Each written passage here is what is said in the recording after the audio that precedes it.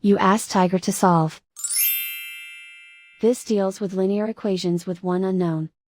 The final result is m equals -2. Let's solve it step by step. Simplify the expression. Group like terms. Simplify the arithmetic. Group all constants on the right side of the equation.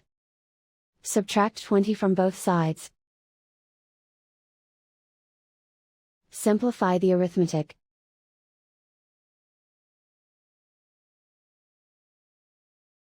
Isolate the m. Divide both sides by 10.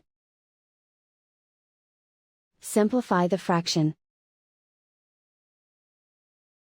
Find the greatest common factor of the numerator and denominator. Factor out and cancel the greatest common factor. And so the final result is m equals -2.